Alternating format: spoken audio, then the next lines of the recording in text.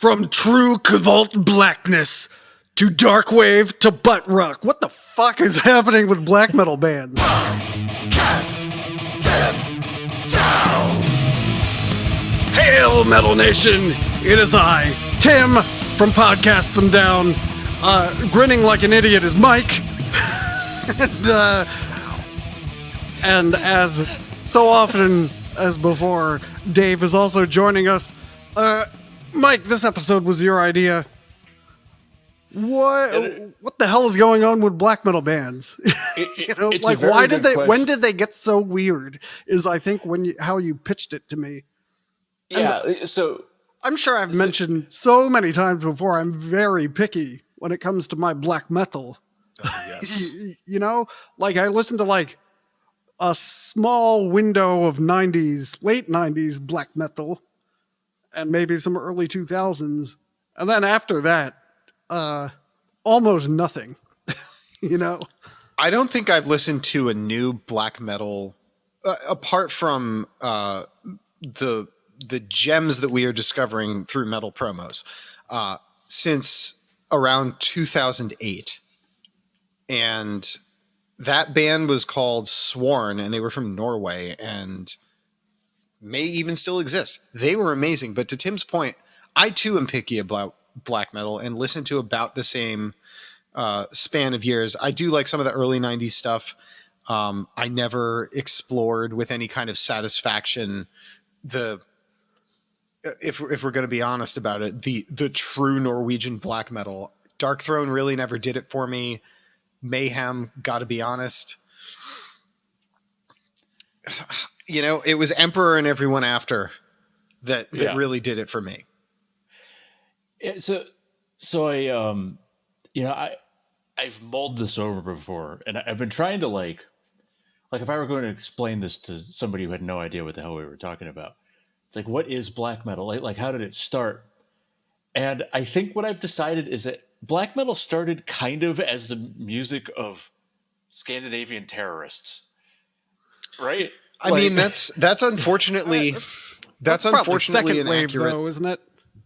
I would argue that in the same sense that punks had a social agenda to their music in the 70s, there was definitely a social agenda to black metal in Norway and Sweden and Finland, for that matter, in the late 80s and early 90s. I think that later it became, it's more of a style than it is an ideological position. Yeah. Now it is. Well, I think the pendulum has probably swung back largely the other way after a lot of what I saw in, the 2010s. But how to put this? I don't think it's hard to say, isn't it? Because the content of the lyrics that they were writing was frequently fantastical and not grounded in any particular message. But then the behavior that they were engaging in and the criminal activity that was being undertaken in those years by, let's be honest, at least one person in all of the major bands of the early 90s in Norway. I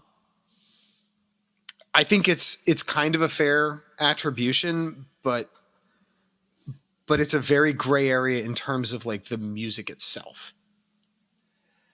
Well, so here's my theory, and I think we could briefly touch on totally right. They basically sing about Lovecraft and elves and just Satan and darkness stuff. And cold and grimness. But then you've got of course you've got Euronymous and Varg, Vikernes, whatever. Vigorness being the more notorious, the most notorious story. But then you have John Notveit, I think his name is, from Dissection. You've got Chort, who went to jail for a little bit. I don't think it was as bad. Bored from Emperor. There were murderers and arsonists and general criminal people in the scene. I don't know whether, and this may be a fraught comparison, but like similar to rap in New York and Los Angeles in the late 80s and early 90s, there was a not insignificant criminal element in the recording studios. Yeah, You know, making music. The LA Police Department. Yes, that is exactly who I'm talking about. But my theory is that as these, like, for lack of a better term, terrorists aged, they sort of chilled out and were like, I still want to make music that's weird. I just don't really care about the anger component. And that's why Arcturus now comes out in a spaceship, and Green Carnation is basically like a prog rock band. What else? No, I mean, those are interesting Ulver. things. Yeah, Ulver is a perfect example of all of that. Although I don't think they did anything. they weren't involved in anything besides making like I don't know. That band is so shrouded in mystery through design that it's hard to know what they were doing when they were writing Bergtot and Feldsanger and all of that. And did they really blow it all on cocaine and suits? Who knows? But yeah, I like to kind of point to Isan in this sense because he was kind of an extreme guy and held positions and opinions that are documented that are not in line with what we think of as like enlightened Scandinavian liberalism. And the man is a music instructor for kids now and Right. is like has had a complete, as it seems to the public, transformation in terms of what he's doing like outside of music and also what he's done musically speaking, both as a soloist and I never listened to Peccatum at all. It's real weird. Yeah. It's real weird. The only I don't even know if the songs have titles. But the only non-Emperor or like solo project Isan that I'm familiar with was this record called Harding Rock, which is I have both of those, by the way. Oh yeah, Harding Rock is Yeah. fucking awesome. It's my sitting to my playlist every year to kick things off. But it's him doing folky, like dad black metal ish rock. It is. It's like there is very little aggression. There's some clean vocals. There's some harsh vocals. There's some blast beats, but it's all done with a Harding fella, a Norwegian Hardanger fiddle player, accompanying it. It's awesome. I will get you a copy at the next ISENMOR practice. Or I really want to hear that. digitally do stuffs. But yeah, you're very right. They got older and calmer and decided to add saxophones. The saxophone thing, I don't fucking understand at all. I don't I understand why I that's... am well documented in hating on the saxophones. Yeah, but so it's like Garm from Ulver is probably one of the... I find him particularly fascinating in this regard because, okay, so for Ulver, you have Bergtot, which I have described before as Beach Boys black metal, because it's got Because of the kinda harmonies? like this, because of the vocal harmonies, Yeah. and they're kind of gentle. You know what I mean? Extremely. Like all of the clean vocals are just like so soothing. Yeah. So then you go immediately, and I feel like Ulver is probably the primary example of this band that never even had a progression. They were just like, I'm just going to be weird as humanly possible. Yeah. So they go from Bergtat to Kveldsanger, which is acoustic folk. Yeah. So like he described it as their immature attempt at a classical record, which, you know, when I was a kid in music school, I was like, man, you guys are really being way too hard on yourselves. And then like at the end of music school, I was like, yeah, you were a bunch of 19-year-olds with acoustic guitars. I really enjoy the album. It's a good album, and some of it's tricky to play. Yeah. And I think of all of the Ulver that I've listened to over the years, I probably listened to that album the most. I agree. Bergtot coming in second for sure. Oddly enough, then followed by the Quick Fix of Melancholy and Marriage of Heaven and Hell. Oh, interesting. Oh, in terms of like what I've listened to the most. Yeah. Like for me, Ulver, like they land for me in almost every way. I like their electronic stuff. I like their acoustic stuff. I like their appalling harsh black metal. I like pretty much all of it except my one live experience seeing them, and that may be a tale for another time. But yeah, they didn't have a band progression so much as they dabbled in every area that interested them. But somehow, going from metal to, I mean, we had a brief, like, what you call themes from William Blake's Heaven and Hell. What is that, like prog rock even? It's not particularly heavy. It's almost so that's when they started experimenting with electronics. And started adding a keyboardist who functioned more like a programmer, which is kind of a stupid term to use, but like would be when I saw them in 2009, he was at a laptop. Like he had a keyboard, but he was mostly at a laptop making sounds and doing loops. And so all of that started with the Marriage of Heaven and Hell. And so it's kind of tough to pigeonhole that into a genre. Like, I think you're right. Prog rock is an appropriate moniker, but it's also got like industrial elements, and like elements of noise. So, but then again, there are melodic lines, like songs that you can sing. Yeah. Yeah. And then after that, everything's just all over the fucking place. Mm-hmm. I feel like there's almost no thematic, there's almost no unifying theme for like any other album.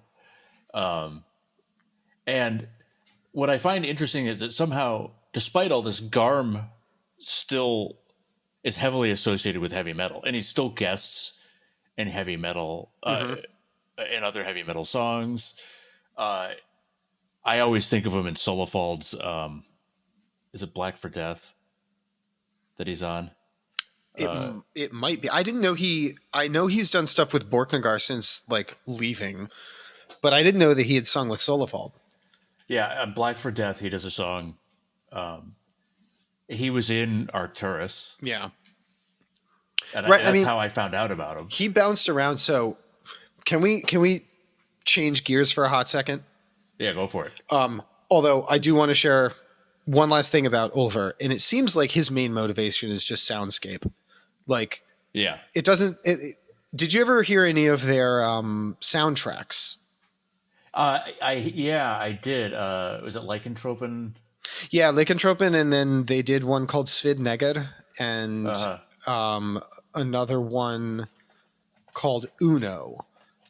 I haven't heard Uno, but I've heard those two. Yeah, and the other two. But that's like that's it. Like, he's exploring with electronic sound, and his voice and guitars processed through a million effects that I don't understand.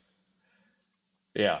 But you mentioned Arcturus, and I think that's an interesting thing to consider. Like, after we have our first and arguably like the original wave of black metal in the 80s, and then bands like Ulver and Dissection and Emperor in the early 90s, then you start to see the rise of the supergroup.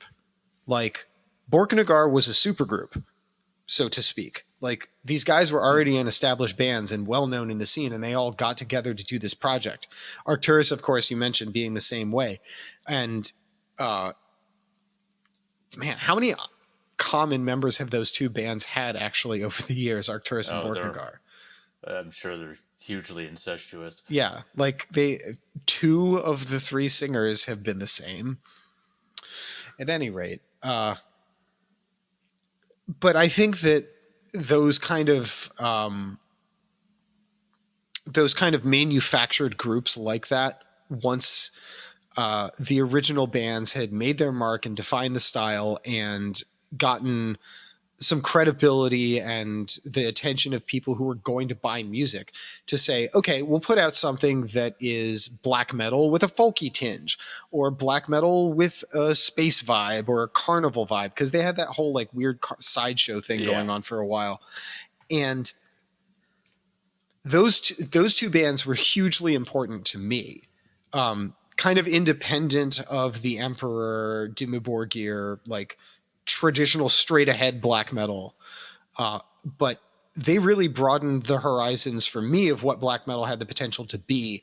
And then what we saw best, I think, in like the early 2000s, mid 2000s, with like the quote unquote third wave of black metal, when it was richly produced and, you know, technically competent. Because let's face it, these guys were teenagers who were fucking hanging out, getting drunk and writing riffs. Yeah. So, you know, everybody got 20 years of experience under their belts and the music suddenly got better. I do remember Isan saying something along the lines of like, why does everyone want me to write write songs like I did when I was 18? You know, Isan in particular, he's hard not to talk about because of so they have IX Equilibrium and then Anthems to the Welkin at Dusk, right? And those are both kind of yeah, there you go. I've heard them kind of described as superlative in two different styles of black metal. Like, you know, IX Equilibrium being kind of the, you know, the would you call it second wave? Yeah. I'm not familiar with the waves. I don't know. I don't think anybody else uses then you those wouldn't terms. have listened to that black metal album that we did a promo on, and they're like, oh, it's second wave black metal. Oh, I guess Dave and I are true enough to know what that means. Yeah, we pinpointed the years immediately. But you know, those two albums represent two very different styles, and they come right after one another. Yeah. But then, you know, Emperor's last album, Prometheus, I think is super interesting because it sort of is like, okay, this isn't the same band that released I Am the Black Wizards. No. Yep. So Prometheus definitely foreshadows Isan's solo work quite a bit. And it's almost like neoclassical.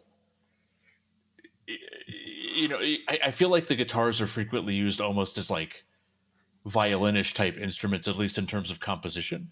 Yeah. And so, yeah, he moved away from like the straight riffage of the earlier Emperor albums into the more linear melodic sustained lines that take up the same register frequency wise as tremolo picking does, but just allows for that different texture.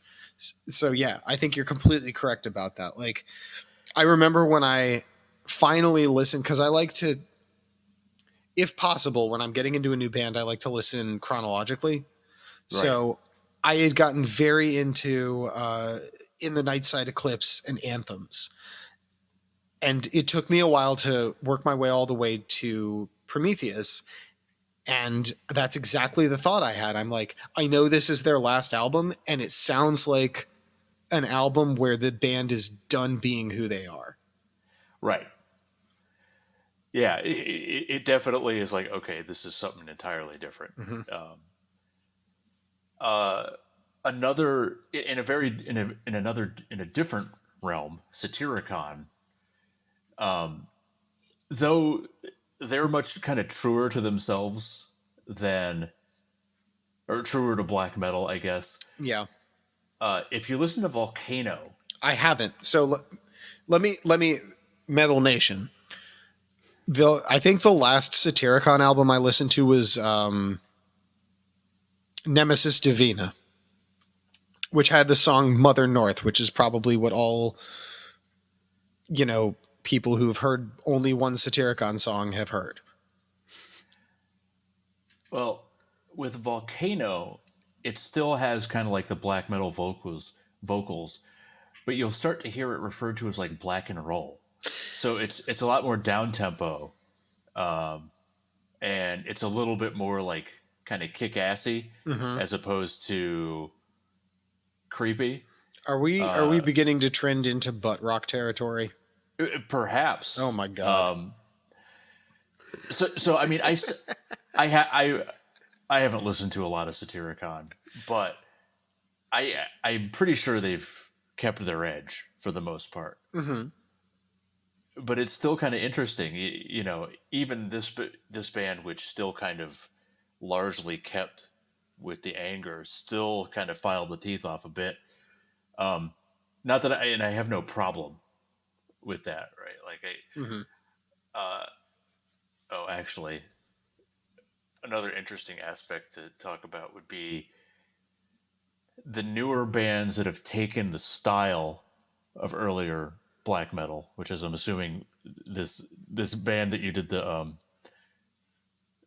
promo for. Oh yeah, or the promo review, but don't have the same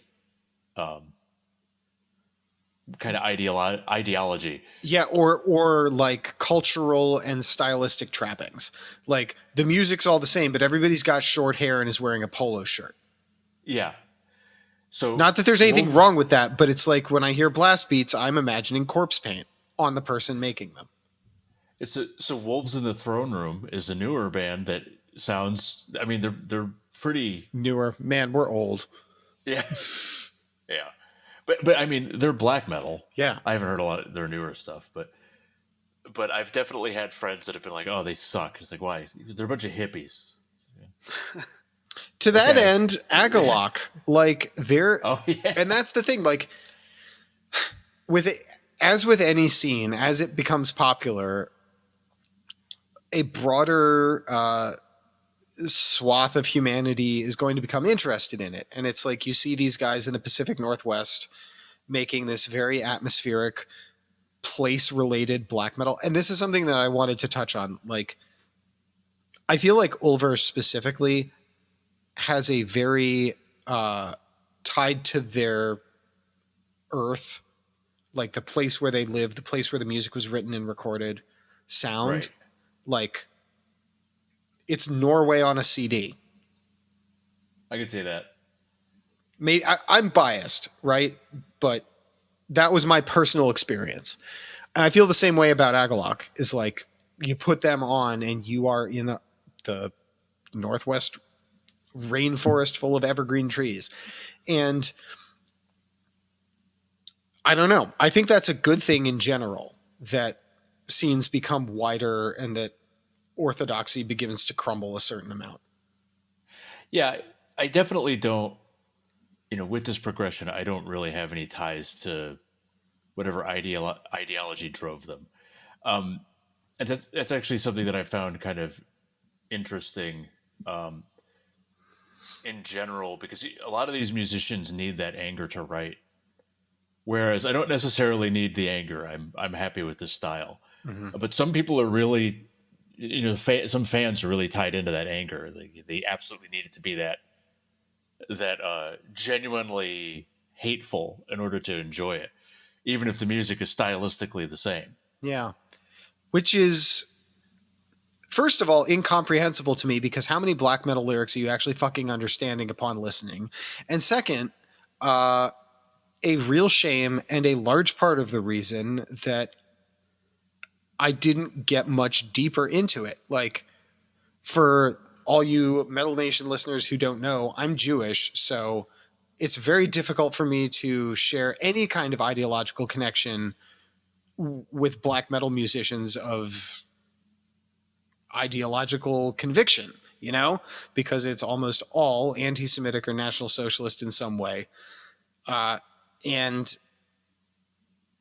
it's painful that is a barrier to enjoyment for me, because I was ignorant of all of that for so long when I was first getting into the music, and I fell in love with it. And then like understanding that these figures are maybe not the people to be idealizing. And then of course that brings up all the questions that everybody talks about nowadays with separating art from artist and what can we like and what is okay, like what is morally acceptable to continue to enjoy and how can I enjoy these things knowing what I know and blah blah blah. But yeah, it sucks a little bit that that is a not insignificant part of the scene. And I feel like if you especially if you got into black metal, death metal is one thing, because I feel like most, not all, but most of the at least bigger death metal bands kind of know it's stupid. Like the things that they're singing about are stupid. Just like everybody who's drawing comic books knows that they're drawing comics. Yeah, like Cannibal Corpse. You know, the stuff they sing about is abhorrent, but that's not really. They don't live that life. It's not cartoonish. It is cartoonish. Like, yeah, horrible but fantastical. But with black metal, yeah, they're sincere. Whatever it is that they're espousing, they're into it. Mm-hmm. Even though the lyrics are frequently, as you said, like completely unrelated to whatever ideology that they espouse. But it makes it even. Well, okay. Actually, let me finish that thought. So I feel like as a metal fan, I had a lot of early earnest conversations with myself over whether or not I was okay with separating art from the artist. Because if you even like scratch your fingernail on the history of these people, it's like, oh, bombing churches. Ooh, there's a lot here. I'm a little more morally flexible than that. And if nobody gets hurt and there is no immediate historical value, and well, I'm saying this out loud and realizing that I have grown up a great deal since I last thought about these things. Yeah. But you have, if you listen to black metal and you start looking into it, you have to kind of talk to yourself pretty quick about like, am I okay with what these people have done, or am I okay with the fact that they're just shitheads and I still can I still enjoy the music? Yeah, and I've definitely done my share of rationalization. It's like, am I okay liking a band where the drummer murdered a gay man because he wanted to know what it was like to kill someone? Well, most of the music's written by the guitarist and he never did anything wrong, so yeah, it's fine. But yeah, it's a real thing. It's very true that those are things that must be confronted. But it's like these same people now they've mellowed out a ton and they create weird ass shit. Yeah. I mean, I also partially blame Varg for that too. I was about to say, I still don't listen to Burzum. I don't give a shit how good it is. It alternates between great and trash. Yeah. Well, I don't give a fuck because he doesn't alternate between trash and anything else. God, looking him up, I think he's at his heart, he's like a D&D nerd. Like that's who he definitely is. He even put out a racist D&D type game. Yeah. So yeah, he made his own pen and paper RPG and he couldn't help but make it racist. Yeah. It's like, yeah. What is wrong with you? Yeah. It's like you took the most like harmless hobby and you fucked it up. God almighty. I mean, and these, I don't even know enough to talk about what he's doing recently, but I think he's retired again. But I'm sure he's living in France on his farm, blissful. Yeah, but he appears to have mellowed out somehow, though he's still an abhorrent human being. I mean, I don't pay any attention to him because I assume that he hasn't changed much. And with open access to the internet and the way the world has shifted in the last 4 years, I'd expect him to be loud and out about it. But whatever. Farg's not my guy. No, but I mean, like, even people as abhorrent as Varg seem to have mellowed out. And like, Yes. yeah, I just can't do this angry music anymore. You know, Isan goes and does his progressive thing. Garm does whatever it is he does. One person I think worth discussing in the realm of like stylistic changes, though I don't know that his music has changed stylistically too much, but it represents kind of like an early diversion from traditional black metal is Wintersorg. Oh, yes. I was wondering we were going to get to Mr. V. Yeah. So Dave and I both, I think all three of us love Fuck Wintersorg. yeah. Every album. Yeah, he's fantastic, but he's always had this folky tinged black metal. Though I guess Cosmic Genesis and Yeah. Visions, Yeah. that was a little bit more proggy. And the focusing blur, like, I mean, the man is singing about perfect black bodies and the fact that the stars might be molecules in the next dimension greater than ours. Like, man, That I was lyric getting is great. so high as a freshman in college, just like, whoa, man, what if the stars are the molecules? I mean, he uses words that is something about the star's bivium. I was like, what the fuck is bivium? I've Go never look it heard up. of- It's a real word. How the fuck do you know English better than I do? But yeah, so Wintersorg has always been very like naturey. So especially like the first few albums, though, a lot of them are more not in English. They They're are all all in Swedish. Swedish, yeah. And then he gets to Cosmic Genesis, and then it starts being weirdly sciency and philosophical. Mm-hmm. And then he puts out Solens Rotter, Jordpulse, Orca, Naturball, which are all back to the earth, all pure Swedish again. So interestingly, let's talk about Solensrota for a second, because it is in Swedish and it sounds folkier than like the Focusing Blur and Visions for sure. But half of those songs are about, like, there's one about Marie Curie, there's one really? about Leonardo da Vinci and his like mathematic and scientific pursuits. Huh. Okay, I didn't know that. But there are also plenty of like Dupton and Jökuln shows just about taking a bath in a glacial lake. So yeah, that album is one of my favorites of his. Like Tilfjell's Solensrota. It's hard to pick favorites with him. Every album is pure gold. But I love the fact that that's where the natural, like, that you can touch and feel and get under your fingernails, and the natural of the spheres and the elements finally reunite.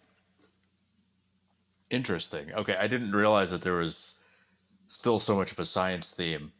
There are bits of it, yeah. Now he's only had a drummer. He's only had like a full band for 2 albums, Visions and the Focusing Blur, right? Mm-hmm. Solens Rotter, I was listening to the drums at some point, so they're all programmed. He had Those drums are they're crazy. They're really good.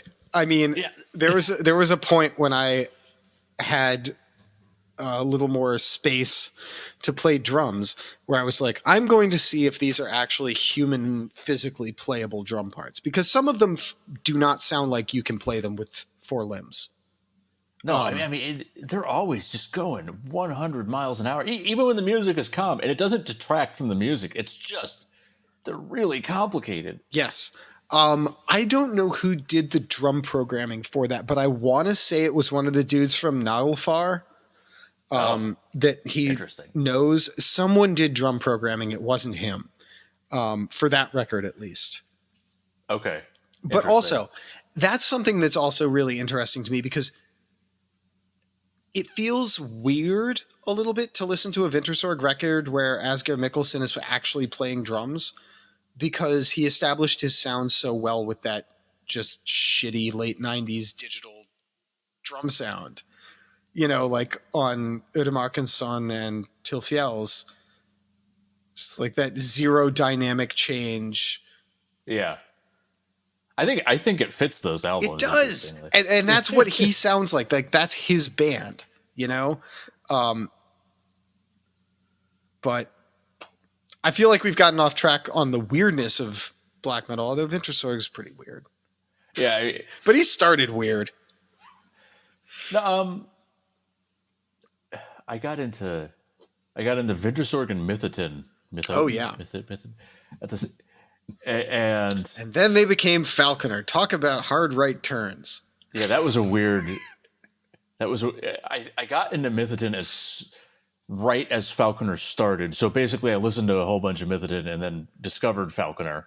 Yeah. Afterwards, I was like, oh wow, yeah, this is where this goes. See, that was the reverse for me. I found Falconer was like, fuck yeah. And then I learned that not Stefan Elmgren. What's his name? Weiner Hall. Thank you. I realized he had a band before that, and I was like, oh, I bet they're awesome. And I got an album, I think, Around the Oaken Table. Oh, yeah. And was like, this is not what I was expecting, but it's awesome.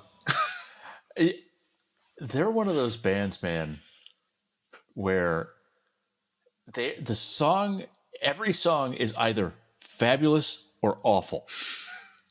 You know, like you listen to an album, it's like, this song is great. You listen to this song is really bad. And I'm never going to hear it again. Right.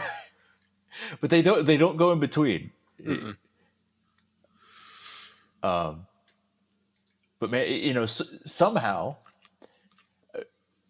this is Mythotin has a very folky style.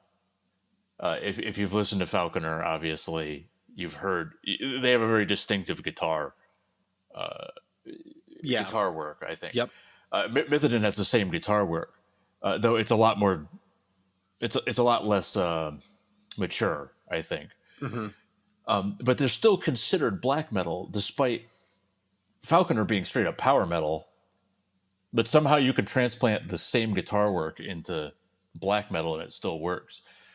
Yeah, that is a very interesting observation. It's true. Yeah, and you would never call Mythotin folk or power metal, right? But I think that may owe something to the shared like heritage of the rock and roll song for both of those bands. Like, because when you get down to it, and I say this with all the love in the world, Falconer borders on hard pop at times. Yeah. And I don't have a problem with that. Yeah. Yeah. I like Falconer despite it all. Or like heavy metal Broadway. Yeah. And that's absolutely meant to be the compliment that it sounds like. I mean, shit, Northwind, every song on that record is a pop song or a part, like a musical number. Right. Northwind was a weird return for Blad. But what my point lying there is that, like, heavy metal in almost all of its forms, if it's using a traditional like rock and roll blues harmonic structure or any kind of traditional song structure, is just pop music dressed up in aesthetic. And I don't mean to be reductive in this sense, but like it makes sense to me how those two different, like vastly different bands can have a guitarist doing essentially his signature guitar style and have it work for both. Yeah. You know, I have no issue with metal cloaked pop music. Oh shit. I mean, we've talked about Sonata Arctica and Hammerfall on this show before. Ghost. I like Ghost. I know that's I controversial. thought you said metal cloaked. Ooh, it's time for a soundboard effect. That was a sick burn. Yeah. I don't have a sick burn sound effect yet. Oh, Working how on about it. How about Satan? Sick burn, bro. There you go. I have a theory about science fiction writers. Yeah, how every science fiction show, it's like, oh, we got stuck on the holodeck again, and now we're doing a Jules Verne story, or we're doing an Old West story, or even worse, that terrible show that everyone loved, Firefly. I've never seen it. I also I didn't like see writing about the Old West, and I'm really into Chinese culture. but all I can do is get this job as a science fiction writer, so I'll just jam it all in here.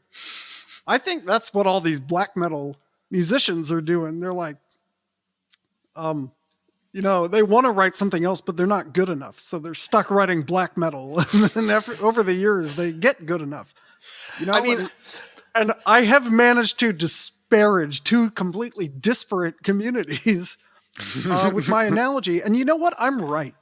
I think there's actually a fairly defensible argument to be made in that sense for certain of the people in that scene.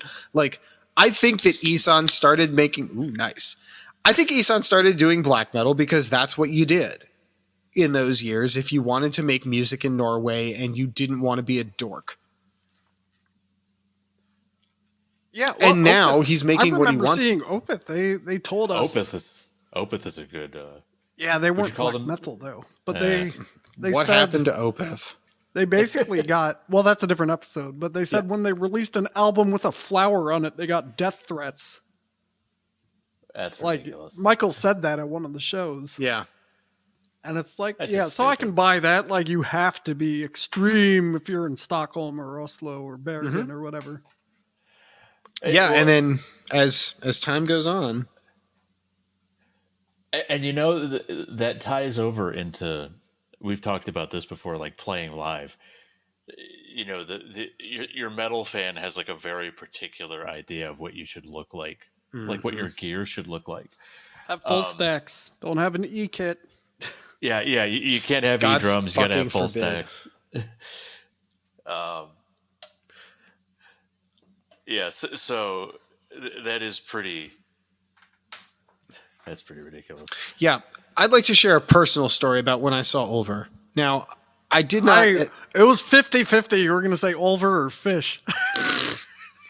I had way more fun at a Fish show. I got to be honest. And you can quote me on that. Because I went to Ulver's first public performance. And they were not... They did not have the public performance experience required to put on a great show. Oh, boy.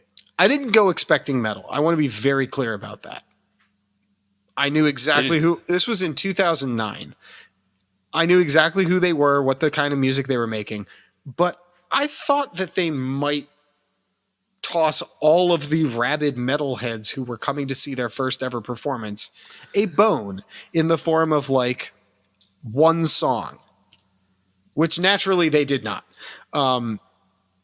But to your point, yeah, metalheads have very specific ideas about what they're going to see, how the stage should look, what your guitar, how many points it has.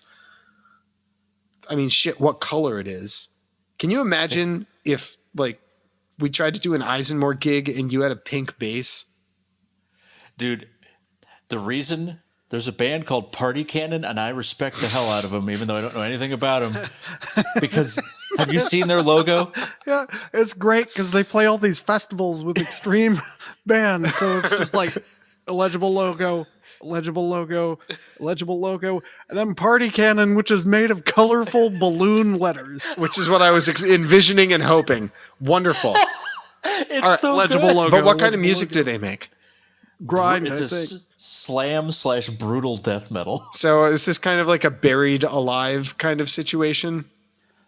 Here, I'm going to send you a... BERRIED, yes. buried. Yes. Not buried, buried. Here. Strawberried Here, alive. here in Balmer, those words are the same words, hon. Oh, they got Buried the Toys R Us and R. Oh, they just while you're looking that up, I want everyone at home to look up Baltimore accent Aaron earned an iron urn. I've seen that video. Tim. Because there was a Baltimore accent where you can't say that. All of these album covers look like they were done for fucking crap salad and the croutons. Hey.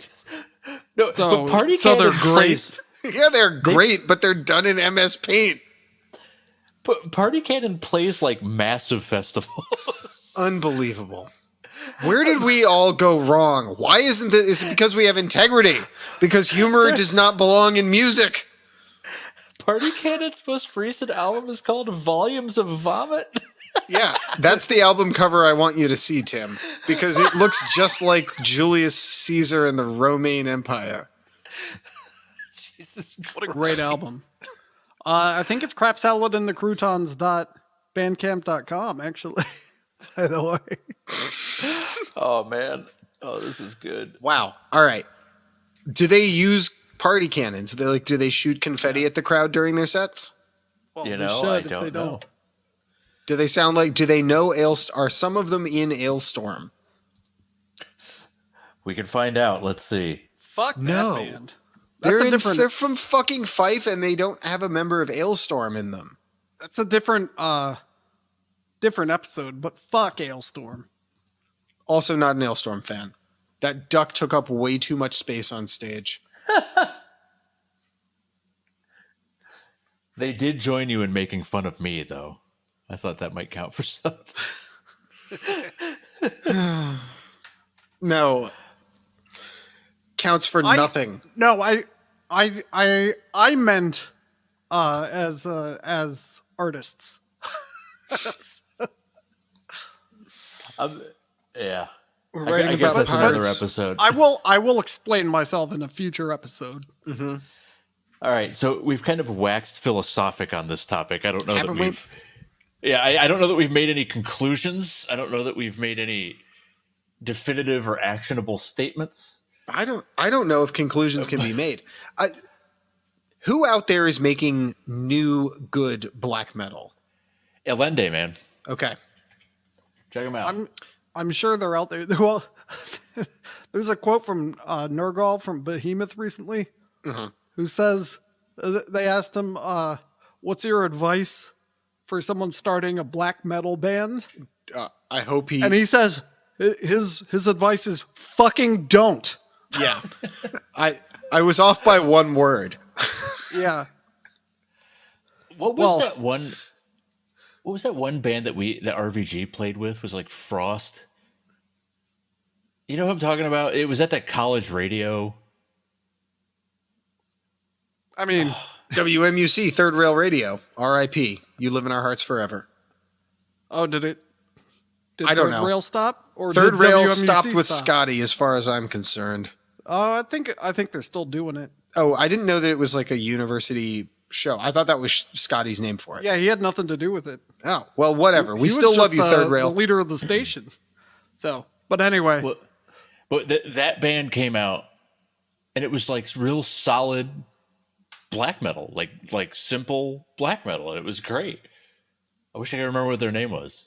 I remember we're like, that was really good. Then they disbanded like 2 minutes later or something like that. It was so sad because especially because they came out, we looked at them.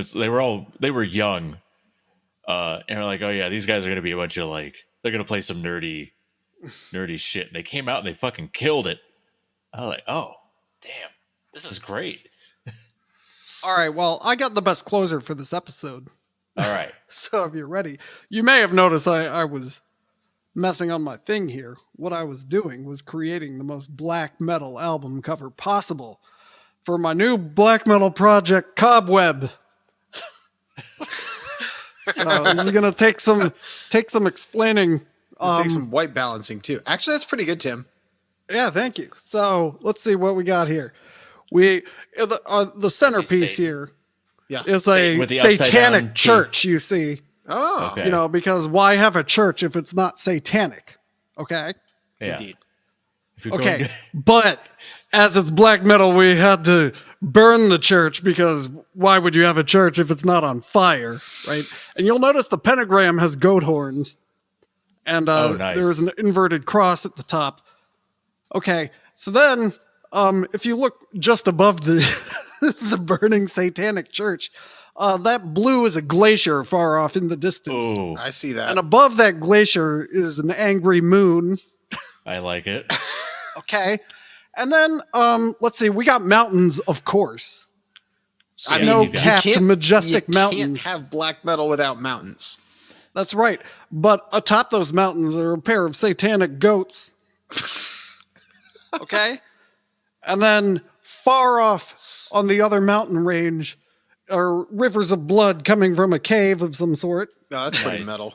Caves are pretty. Okay, and then pretty metal. my chroma key is kind of messing it up, but this is the dark forest of Doom Oh yeah. Okay. that flank the church. And then there is an evil satanic ghost in the fog here. I like it. Oh. Okay. Okay. Lots of skulls at the bottom. Then And you've on the used other all- side of the this is a river of sorrow. Okay. Okay, and then opposite the river of sorrow, where the ghost, sad ghost in the fog, he's bringing lots of fog with him down from the mountains. And then, That's metal. of course, there is a trident upon which are impaled 3 black candles. Oh, that's For- fucking great. You know, some unholy trinity. And I think, I added a wolf when you started talking about wolves in the throne room. So I assume there's a throne inside the satanic church because that's pretty black metal.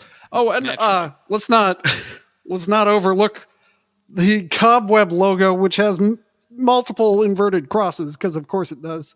Right. Oh yeah. And has to. some cobwebs around it. So And I'm sorry, you I- did say that the church was on fire, correct? yes, it is. Okay, The good, satanic good, church good. is being burned because It has, it's because as it's a black metal as it church. gets. And that's mean, what black metal. That's what my black understanding metal bands is do, that burn the church. Satanic church is just always on fire. That's part of the design plan. Yeah. So Okay, I'm imagining a YouTube video. It's like, yeah, it was quite an engineering feat to get this building to be continuously burning. Yeah, perpetually immolating church is something that we didn't think we would be able to pull off, but happily, Pan over to like PhDs. Just like, well, we worked on various theories, and we got several dissertations for many of our students out of this perpetually burning church. we went to the Advanced Polymer Research Lab at the University of Bergen. That's awesome. All right. all right. Well, I just want to close by saying that you can own your very own print of Cobweb, the most black metal album cover ever. If you just go to steelresolve.com, they will be for sale. I'll put it up. And I'm going to go one step further and say it's going to be signed by the artist. Oh, I did sign it. So it'll be a print though. Steelresolve.com. Buy your print of the Cobweb thing, and if you have answers, why did black metal get so weird? Leave them in the comments. Subscribe, do all that shit. Force your friends to listen. That's very important to see. That's extremely, Smash that like button. extremely black metal to make your friends listen to sounds they didn't expect to hear. Especially if they're unwilling to listen. It was like when I asked you guys to listen to Portal earlier. Fantastic. All right, until next time, Metal Nation, keep it on a Casio keyboard.